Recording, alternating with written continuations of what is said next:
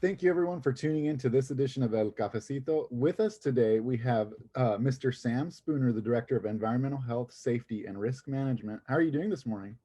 Great, great. How are you today, Aaron? I'm doing great. And I'm Aaron Espinoza, Inclusion and Engagement Leader with the Multicultural Office. So let's go ahead and get started. So first Okay. question, very serious question I'm gonna have to ask you. Do you prefer writing with blue or black ink? That's a easy one for me. It's black ink, and it's because of my background in the military. Okay, We were pretty much told to write in black ink back oh, in the day, and I continue that to this day. So that's where that comes from. It's an okay. easy Was one. there a route or is just something that you guys were trained to do? It's just a We were matter. just trying to do that. Everything was done in black ink, and it just made it easier for copies and things like that back in the day. So Oh, that's why we. I can see the logic in that. Awesome. All right. Yeah. Second question. Are you a morning or a night person? Oh, morning definitely.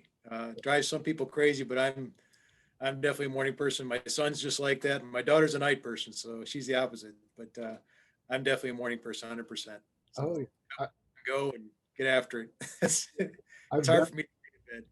I've definitely learned to appreciate how like the more precious, in my opinion, more precious the morning hours are. Just because like, if I get up at 5 in the morning and get everything done, I have the rest of my day to myself, kind of thing. That's kind of how I am too.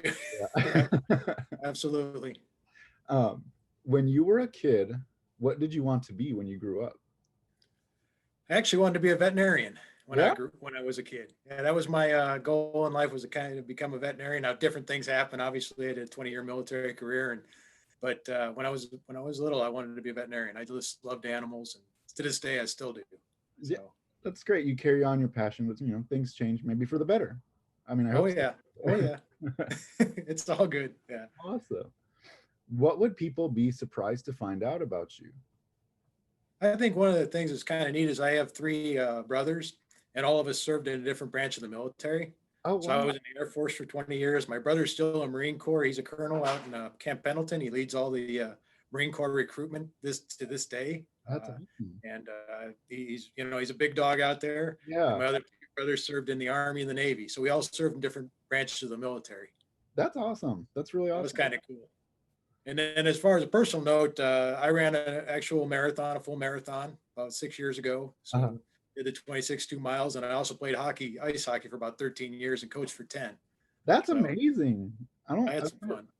I've met a couple people here and there that like, oh, I played hockey, but I was like, I've never, no, I guess never to that extent. I was just like, that's amazing. Yeah, Uh, that's fun. It was fun. what if you could create a silly law? What would it be?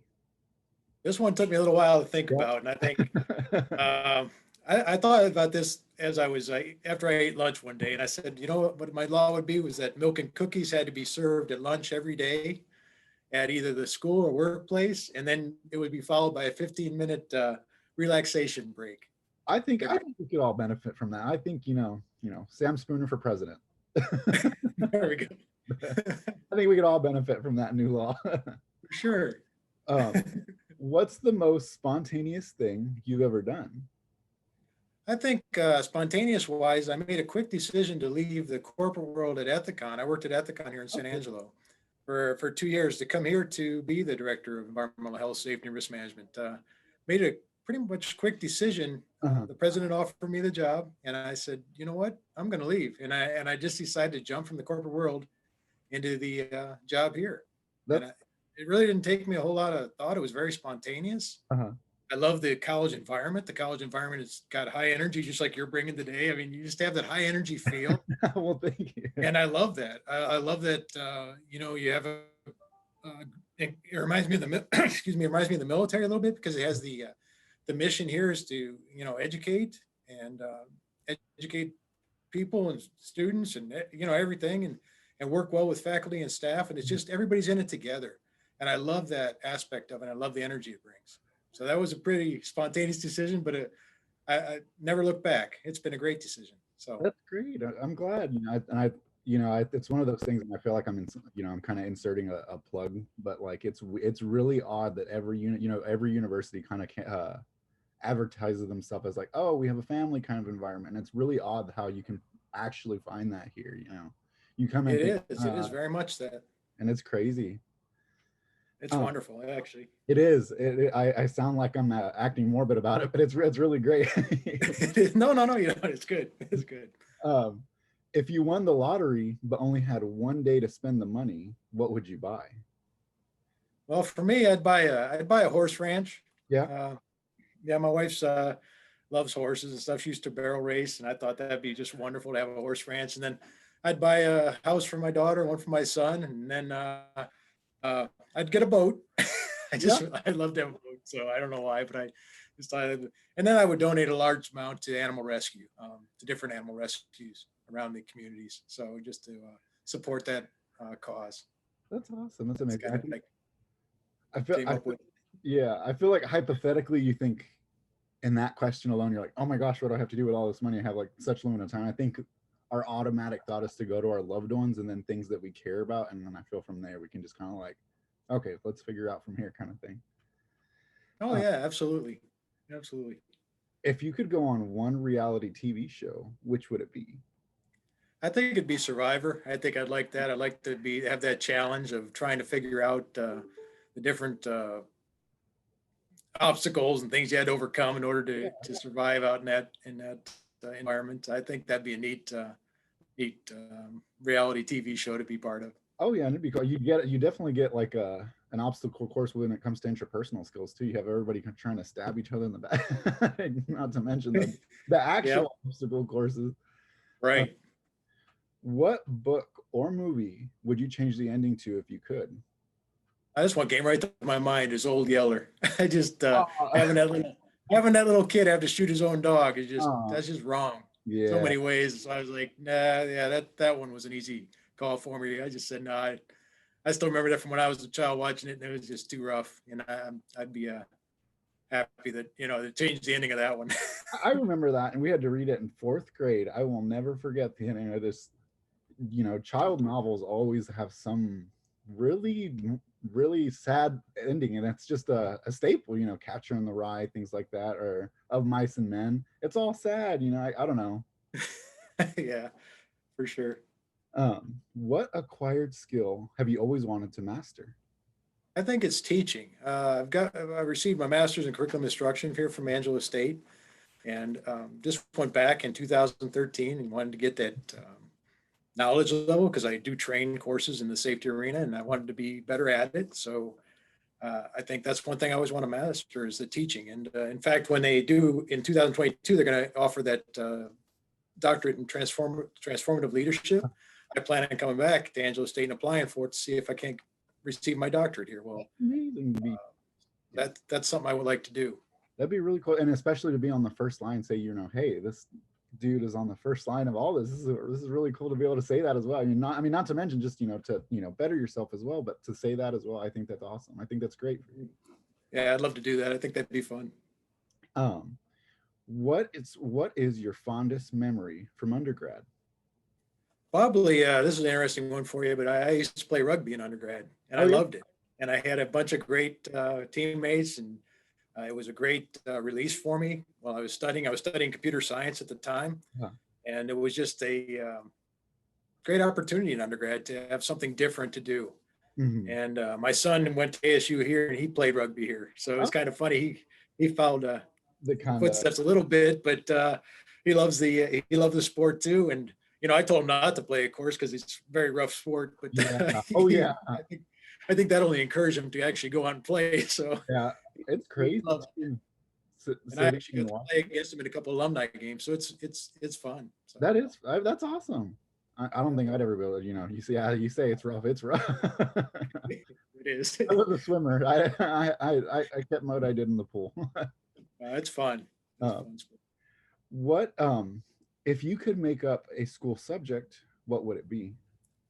This one comes from my military training, and I was a resiliency trainer, and I think excuse me, resiliency is what a subject that I would ask the people be to take, and it gives them the opportunity to look at life with a half full versus half empty Mhm. perspective, counting the blessings, those kind of things. I really think that would be a good subject for everyone to have, because especially during this day, we're getting COVID going on and all things other, resiliency is actually key to getting out of, when you're in a depressed environment, and that you can have the skills available to get yourself and others out of the, out of a sad time, or that kind of thing, support one another.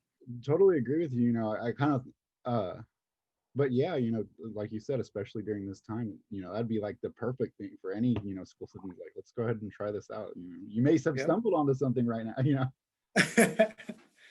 It's a very, very good opportunity to learn quite a bit about yourself, and then also what things to consider when you're and why you're feeling that way. It's pretty neat. Yeah. What was your, kind of stemming from that, what was your quarantine routine? Well, up until May 18th, we've been back on campus since May 18th. That was the Monday we came back, and we've been back here ever since. So especially in our role here with the university.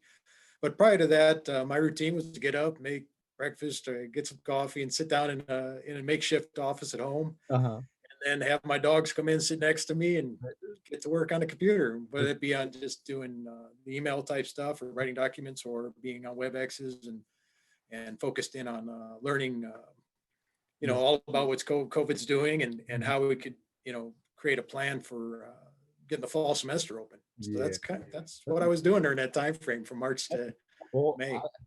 I thank you for that, getting to come back, I can't say I learned well online, but, I'm thankful. When I heard hybrid, I was thankful. I was like, oh my gosh, this is amazing. I'm just glad to be back anyway. Yeah, it was a lot of effort went in by a lot of people to make that happen. And it was a good thing. Where's the worst place that you could think of being stuck in? Or at? The mall. The mall? Oh, the no. Mall, easy. Black Friday, not it. That was an easy one. I was like, if the cops were looking for me, I'd go to the mall, because they wouldn't expect to find me there. So kind of sitting out. Yeah, that was an easy one. No matter how you dress it, what is something that will always bore you? Watching golf. I'm just not. That was an easy one too. Yeah. I was like, I'm not. Yeah. I enjoy playing with friends once in a while. I mean, very, very few, but it's a good game and everything. But just to watch it is just not something that I'd ever. See, I come from a family that they enjoy golf, and I understand the mechanics of it, and being able to understand how to play the game. Never was good at it, of course, but yeah, I agree with you. It's like watching paint dry. Yeah, exactly. That's how I feel. On a scale of 1 to 10. How strict would you consider your parents were? Oh, my parents, well, like I said, all of his brothers went in the military. My dad wasn't in the military, but he ran the household pretty strict. So I gave that a 9. I mean, he expected you to do certain things, do certain chores, and act a certain way, and not get in trouble in school. And, you didn't want the wrath. So no. He ran a pretty strict household. So I think strict parents get a pretty bad rap, because regardless of what kind of comes out with those children, you either get really rebellious children who are extremely smart and know how to think their way through a problem, or you get tip-top shaped children that are like ready to go. Either way, it's a win. No, I owe a lot to my father. Yeah, he really did. He did us well to make sure we all came out good members of society and doing the right thing. So that's awesome. Yeah. When was the last time you were stumped by a problem? Then how did you solve it? Well, and that goes back to the COVID, how to safely open the campus during a pandemic. That really was a thing that we were all stumped by it, myself included. And the biggest thing was teaming with the faculty, staff, leadership to figure out a way to do it effectively. How can we open this campus and follow the CDC guidelines and do it effectively and get everybody's buy-in to do it that way, and then successfully get through the semester? So that was a huge problem to try and challenge a problem, which one you want to use, but to try and figure out. And obviously we made it through. So it was being flexible. Flexibility was a key. It wasn't about being, this is the plan, it's going to stay this way. Every day it was tweaked left or right, or it wasn't something that was just, here's the document, follow the checklist. There was no checklist for it. So that was, to me, I love that, because I being my background, military and ethicon here, I Mhm. love challenges. So it is, you I know, mean, all and in all, I mean, from a departmental standpoint, you know, as far as like, you know, making sure we're doing contact tracing, things like that, and keep maintaining a roster, all I can't, I mean, from at least from my perspective and the way things were given to us, I can't say it was actually hard. You know, it was a very easy thing to adapt to. You know, creating a QR code, make sure you fill it out, kind of thing, and then having it translated over to a spreadsheet. Honestly, I enjoyed it. I felt it was really, you know, hey, we can use this as metadata to, you know, review these things, how these events are going. It's like, okay, this kind of goes hand in hand with what we're already doing. So, by all means, yeah, let's. you're absolutely right. It took, Bradley Petty was leading the contact tracing for the students, and Curtis Neal was, leading the contact tracing for the, employees on the HR side. And there were a lot of decisions that went into that to kind of split that out, because it's quite a bit different when you consider a student and what the student's involved in versus an employee, which, has a very pretty much corporate structure to it, Mhm. versus a student who may be involved in 5 or 6 or more different organizations. So Yeah. contact tracing there gets quite a bit more muddied. Oh And but yeah, those guys did a fantastic job. So for sure. fantastic. What accomplishment are you the most proud of? I think, as I said, I've got a son and daughter, and seeing them Mhm. grow up to be productive and caring and professional adults. I think that's the biggest thing that for me as a parent, to see that accomplishment is wonderful. My son is an Eagle Scout. Uh-huh. He's working now in Chicago. He's got his master's degree. He got his undergrad from here. Um, my daughter, she's going to graduate in May, Uh, so it's just that's a, pleasure to watch them. I think that's my biggest accomplishment, mhm. and it's not personal accomplishment, but playing a role in that. You're happy. You want to see your children succeed. That's awesome. Yeah, absolutely. Now, we're gonna have to again. I'll have to ask you for the utmost seriousness for this next one. If you cut a sandwich diagonally, is it two halves or is it two sandwiches? For me, it's two halves. Two I'm, halves. I'm still gonna eat the whole sandwich, so Yeah. it's two halves. See, I like to throw those in from time to time. Like, you know, I asked Dr. Hollick the other day. I was like, with oatmeal, you know, we serve soups hot. So by that, you know, principle, is oatmeal, would you consider oatmeal soup? And it's just things like that. Is oatmeal soup, is a hot dog a sandwich? Those kind of things, you know, Yeah, that's impossible questions. that's a good question. That's a fun question. I liked it. Who would you want to play yourself in the movie about your life? I think it'd be Tom Hanks. I Tom- think he'd be the one I'd like. Yeah. He's super actor. He's done the military thing. He's done corporate type things. He's done So it'd be you perfect name then. it. And I think he'd be the right one to, I if could, I could pick somebody. I know he'd do a great job with it, and I I'd could love to see what happened.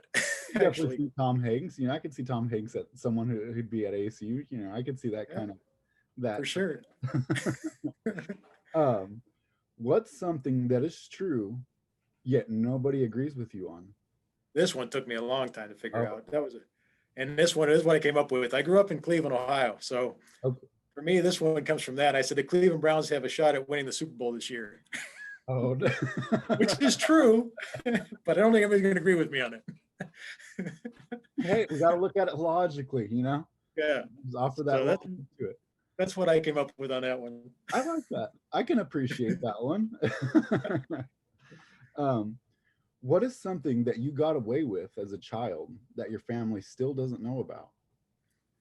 This one took a while too to think about, but what it was, my mom would feed us at the kitchen table. We were little and stuff like that, and she'd give us lima beans once in a while and that kind of stuff, that you don't like as a kid. Yeah. I think she never knew that I gave the lima beans to our little schnauzer under the table. I used to sneak them off the table, and the little dog would sit underneath my chair, and I'd give him the stuff I didn't like. Yeah, there you go. Family So dog. I'd get away with it.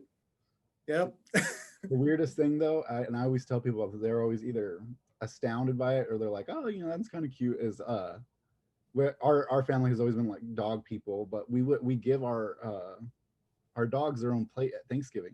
You know, not necessarily like a big made plate, but just like, hey, here's your mashed potatoes, gravy, turkey. We were always those kind of Yep. people. Oh yeah, me too. Yeah, my wife thought it was funny. When I made pancakes, Uh-huh. I think the first time with her or one of the first times I made a pancake for the dog, a little one. Aw. She thought that was, she's like, "What are you doing?" I said, "That's for." They get a pancake too. Yep. Uh, what separates true friendship from acquaintances? I think that's pretty much being there when times get tough. Mhm. Everybody has those social Yeah, friends and stuff and all that stuff, but if you really run into a hard time, you really run into something where you got job insecurity, you got family issues, whatever it may be, that they're there to help you out. I think that's the difference I between an think- acquaintance. Acquaintance, yeah, them, but a friend, a true friend, is there during good and bad. regardless. Yeah. Doesn't I run agree away with from you. What do you love but rarely buy for yourself? chocolate cake. Chocolate Yep, cake? that was another easy one. Yeah. See, for me, I enjoy baking on occasion. The thing is, I enjoy cooking as a whole. I'm just whenever I get the hankering for certain like desserts and stuff, and throw all this effort into making it, and then when I make it, I don't want it anymore. So it ends up just sitting there. Like I want the slice, and then I don't want to touch it. That's how I am too. I want chocolate cake, but I don't want to eat the rest of I it. don't want the rest of the cake. Yeah. um, what family traditions do you have? I think birthday celebration for the kids is a big one that I have. I think we make a big deal out of that with the cake, the party, the whole nine yards. So, when a birthday comes around, it's a big deal. Yeah. It's celebrated pretty, just in a big way. Yeah, yeah, no, of course. It's, I think the night it goes a million, like you said, it goes a million miles for your kid growing up. They can look back on, and it's not just necessarily the material things. They look back on that memory. I'm sure the rest of their life, like hey, this is a great. I remember my ninth birthday party. yeah, that's a big deal for me. So and I go to a lot of effort for it. So with the kid, um, do you consider Pluto a planet? Yes or no? neither. Pluto's a dog. He was in Disney, remember? Yeah, that was a quick one. I like that. Uh, I grew up with Pluto being a planet, so I still, I've got no reason to doubt that. But as I soon as was I saw that, I thought about the dog Pluto. So yeah. See, I was right on the cusp of they when I started school. Granted, it wasn't too long ago, 2005 to 2004, somewhere, and kindergarten. We were told it was planet, and then right after that, it was like it's not a planet anymore. So it's just conflicting messages. I don't know. Screw with my head. yeah, um, what is the biggest risk you've ever taken? I think the biggest risk was actually leaving the security of a base position. I worked at I was retired from the base, and I went back as a civil servant, working there for 5 years, and then I left it for the corporate world. Ah, And jumped into Ethicon. It was a personal decision I made. mhm, I kind of had known I could do the government thing. I'd done it for mhm. 25 years almost at that point. So I said, I want to prove to myself that I can do it. Yeah. And I got in there and I succeeded and did well. And it actually opened the door. That experience there opened the door to come here to ASU. Had I That's not gone there and seen that corporate side, got uh-huh. involved in the environmental side as much as I did environmental health Mhm. side of it, from stormwater, pollution prevention and those kind of things, and the chemicals we worked with, I wouldn't have been as qualified to take this position here. That's So it was awesome. actually a really good move for me. But it was there was Jump. security with the government position. You can go 20 years and not, as long as you kept everything, doing everything and doing everything professionally, there wasn't going to be any Mhm. a big risk involved. So that was probably the biggest risk I took. I think, yeah, I think that's great. I don't think we think about that, from jumping from one, like you said, one area to another. You don't really consider the factors that may come into place. Corporate. And it's a different environment. The Oh corporate world yeah, is a completely for different sure. environment than the government world because you're Yeah, looking at profit. I mean, profit's the driver. yeah. It's a Um, what gift have you received that you always treasure? I think that's the painting of my dog Hope that my daughter did when she was younger. She did Uh-huh. a painting of my dog that was my running partner for a long time. Uh-huh. Did I don't know how many races with me, and Uh-huh. she did a nice picture of her, and I still have that painting that she did of her. I think That's that's really awesome. I like one of those that. things that's really important to me.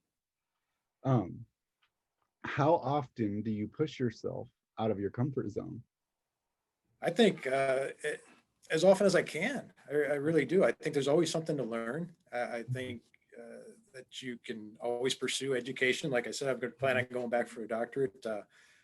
Something else that may not know about me, I have 3 master's degrees. I love education. I think it's every day is an opportunity to learn. Every day is an opportunity to grow, and good ideas come from everywhere. Yeah. And you just listen. See, And that's where I strive to be at in that position, wherever I'm at in life, is always to, carry that, that sense of curiosity, that thing that pushes me on to continue on and can keep learning. And I think what frightens me is that, one day I'll decide I just don't care for it anymore. And that's what frightens me. I want to maintain that sense of like, oh, I want to keep learning. I want to learn new things kind of thing. oh, it's amazing. Yeah, there's so many things out there. It's just, it's Yeah. always fun. And everybody has great ideas. And if you listen, you can pick up on them. Oh yeah. Absolutely. What is your paranormal story? This is kind of a funny one, but Uh-huh. this is a while ago. Over 30 years ago, I went to visit my brother. He was attending Tulane University down in New Orleans. Mm-hmm. And one night we are coming back and we decided to run next to the trolley car, next to the train track, kind of not right next, but down that way. And suddenly I just had a burst of energy that I've never felt anything like in my life. Uh-huh. And I just took off. And my brother said, he said he never saw a human move that fast. And that was really wild. Now, it could have been the beer that we had earlier in the night. I was gonna say. But that's what I remember as a paranormal story. Well, I mean, in that regard, I don't know.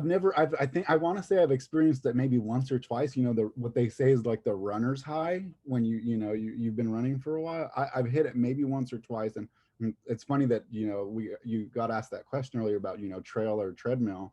Personally, I'm treadmill, and I know it's probably like wear and tear on the joints and stuff. But I prefer like the monotonous task. But like if I'm on a trail, I have to really think about pacing myself, or I'll just want to try to like run the whole thing, and I can't do that. The trail just changes my perspective. I love the trail because it kind of changes. You have to watch the entire time, so you kind of forget about running. You're more, you don't want to fall, obviously. Yeah. So you're concerned about the trail itself. So it kind of takes away the constant motion. Yeah. See, and I think that's what draws me to the treadmill, is I can sit there and just lose myself in it. I guess it's not good. I guess I can't say, from a health aspect that it's probably not good for me, but No, it's good. It's all good. It's all yeah. good. I mean, yeah. Any physical activity is good. What is something that you do differently than most people? Well, in my position as a risk manager, I guess I thought about this one too. I thoroughly analyze what could go wrong if not addressed before events and activities. So all the events that come through the university come through here, and they ask me, is this okay? And then I have to look at it from, well, what are you going to do to prevent somebody from doing this, and that? And so I kind of look at it differently than most people. Most people are looking at the end result being fun. I'm looking at it as how do you make sure that everybody does have fun, but without getting hurt. How do we minimize the risk here? Kind of risk. Thing. Yeah, exactly. Minimize or mitigate. Yep. I can appreciate that. I think that it takes, you're essentially, and I don't mean to like water it down, or that you're essentially like, what can go wrong in this situation, kind of thing. And I like that. I'm just right. I could probably sit there and overthink things, like a satellite's going to fall out of the sky, and yeah, it becomes a challenge sometimes, but it's fun. I'm sure. If all your furniture sprang to life, Beauty and the Beast style, which piece of furniture would you be the most frightened by? Well, I don't have one of these, but I thought back to Beauty and the Beast from watching it with my daughter back in the day, but probably the grandfather clock. I don't think that would be something that I'm not a big fan of loud noises. So that would kind of disturb me a little bit. Plus that this the size of it would be a giant intimidating. Clock, kind of shifting its weight. I don't think I'd like that either. Yeah, that's probably the one I thought about. Who in your family are you the most alike? I think it's my father, my dad. I think without a doubt, I'm like him. He's very analytical, very straightforward. He's got a great sense of humor. Hopefully I have some of that, but he's one of those guys. He's always just a fun person to be around, and he looks at the good in life, and I like that. I love that about him. He always comes up with something that's even when things are bad, he's he's got a positive outlook. It So goes back to that the resiliency thing. exactly. You Yeah. need those kind of Exactly. people. Yeah. Do you have anyone you go to for advice? Yeah, I've got a workout partner that I probably worked out with him for how many years? Well, at least 12, 14 years, somewhere in there. I mean, it's been a long time, but his name's Ryan. He's just a guy that, he's one of those guys that is a friend, a true friend, not just an acquaintance, through good and bad times over the last 12, 14, years. He's been there to talk to and bounce things off of. And likewise, I have for him. And Mhm. I think that's always important that you have somebody like that you can trust and that you can confide in and that they, take the time to give you, if you ask for advice, they give you the best advice they can. And then the biggest thing is that you follow up and ask again. That's one of the things that he does. So how did that go? And not just give you advice and then wander off and not worry about it ever again, and that's the difference between, acquaintance and a friend. They follow up with you and make sure you're still going the right way. Carrying on. I think we all need, it's very important to have that kind of, people or person in our lives like that. To support Yeah, system, if you will, yeah. exactly. Uh, Exactly. and final question, in one word, what drives you the most in life? I thought about that one for a little bit, but it'd be my truck. I mean, Uh-huh. I'm just And I'm kidding. like, I'm like, well, I was just waiting for, I was like, oh, maybe he's gonna draw something. I was like, okay, let's hear No, it I now. was kidding. I'm messing with you. I just thought of that. What drives me around? That's just never mind. It's actually hope. I think hope is what drives me the most in life. Hope that this isn't going to last forever. This COVID thing. Hope that good things happen. Hope that I get to see grandkids. Those kind of things are all things that hope drives me the most out of anything. Uh, Hope for a good day. Hope for Mhm. making a difference on something that you're involved in. I think that's the word I would pick out of all the words out there is hope, because I, it touches on so many different areas of life. oh, for sure, definitely. And I think it, again, it's just, like you said, just hoping for, that's all you can do is hope, is just, and I think we Yep. can all strive for that, looking Yep. to the, again, we keep going back to the resiliency thing, but, hope and resiliency kind of go hand in hand, always looking at, Mhm.